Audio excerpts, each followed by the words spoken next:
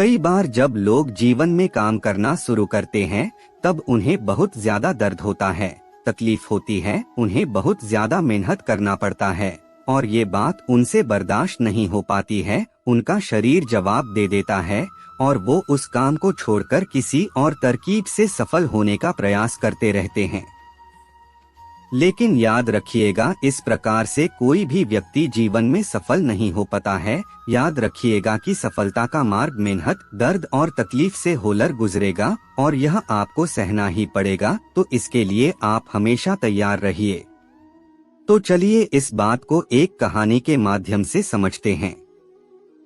एक बार एक मूर्तिकार अपनी छीनी और हथौड़ी से एक पत्थर को भगवान की मूर्ति का आकार देने का प्रयास कर रहा था। जैसे ही वह छीनी पर अपना हथौड़ा चलाता, वह पत्थर चिल्लाने लगता और कहने लगता कि ये क्या कर रहे हो, मुझे इतना मार क्यों रहे हो, मुझे बहुत दुख हो रहा है, तकलीफ हो रही है, पीड़ा हो रही है, मुझे अपने हाल पर छोड़ दो और यहाँ से चले जाओ। मूर्तिकार ने उस पत्थर से कहा, मुझे बहुत अच्छे से पता है कि तुम्हें बहुत ज्यादा दर्द हो रहा है, तकलीफ हो रही है और तुम बहुत ही ज्यादा पीड़ा में हो, लेकिन यदि आज तुमने इस दर्द को नहीं सहा, इस तकलीफ को नहीं सहा, तो जीवन भर तुम यही इसी प्रकार से पड़े रहोगे। मुझे पता है कि तुम में आगे बढ़ने की अपार संभावना है, तुम एक बहुत अच्छे पत्थर हो, लेकिन यदि तुम इसी प्रकार से रहोगे तो कभी भी आगे नहीं बढ़ पाओगे। इतना कहकर मूर्तिकार औजार उठाए ही थे कि पत्थर फिर से चिल्लाने लगा, गिड़गिड़ाने लगा, विनती करने लगा कि मुझे अपने हाल पर छोड़ दो। मुझे पता है कि जीवन के लिए कौन सी चीज सही है और कौन सी चीज गलत है। मुझे बहुत ज्यादा दर्द हो रहा है, अब मैं इस तकलीफ को बहुत ज्यादा नहीं सह सकता। मैं जिस हाल में जो उस हाल में छोड़कर मुझे तुम यह से चले जाओ। उस मूर्तिकार फिर से उस पत्थर को समझाने की कोशिश की, ज्यादा अधीर मत बनो और अपने सब्र को बनाए रखो थोड़ी देर और इस दर्द को सहो। यदि इस दर्द को सह लिया तो मैं भगवान की मूर्ति के रूप में तुम्हारी स्थापना करवाऊंगा और फिर दूर दूर से तुम्हारी लोग पूजा करने आएंगे और पंडित और लोग तुम्हारी सेवा करेंगे। लेकिन पत्थर ने उस मूर्तिकार की एक भी बात नहीं मानी, वह चिल्लाता रहा और अपनी बात पर अड़ा रहा। मूर्तिकार में उस पत्थर को समझाने की बहुत कोशिश की, लेकिन वो पत्थर नहीं माना। अब मूर्तिकार भी थक चुका था और वह उस पत्थर को छोड़कर आगे बढ़ गया और थोड़ी ही दूर जाकर देखा कि एक और बहुत ही अच्छा पत्थर वह पड़ा हुआ है। उसने छीनी और हथौड़ी उठाई और उस पत्थर को मूर्ति बनाने के लिए वो तैयार हो गया।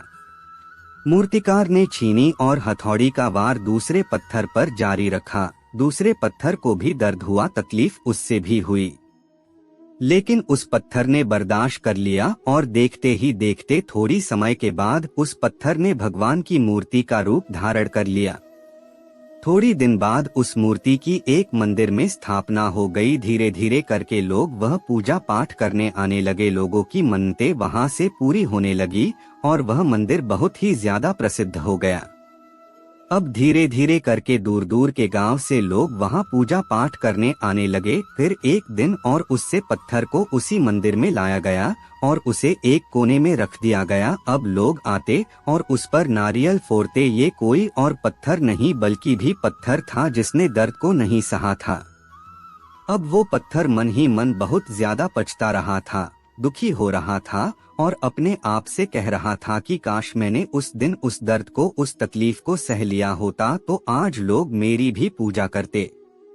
इसलिए आप भी अपने जीवन में हमेशा याद रखिएगा कि जब भी आप अपने करियर की शुरुआत में किसी काम को कर रहे हो, पढ़ाई कर रहे हो या कोई भी काम कर रहे हो और उसमें आपको दर्द हो रहा है, तकलीफ हो रही है, ज्यादा मेहनत करना पड़ रहा है, तो आप रुकिएगा मत, किसी और रास्ते की शुरुआत मत करिएगा, क्योंकि कोई और रास्ता आपको सफलता नहीं दे सकता है। आपको उस दर्द को, उस तकलीफ को सहना ही होगा और उस दर्द को, उस तकलीफ को सहकर आप ज्यादा मजबूत बनेंगे और तभी आप अपने जीवन में आगे बढ़ पाएंगे। और जीवन में हमेशा याद रखिएगा कि आपको पहले पत्थर की तरह नहीं बल्कि दूसरे पत्थर की तरह बनना है।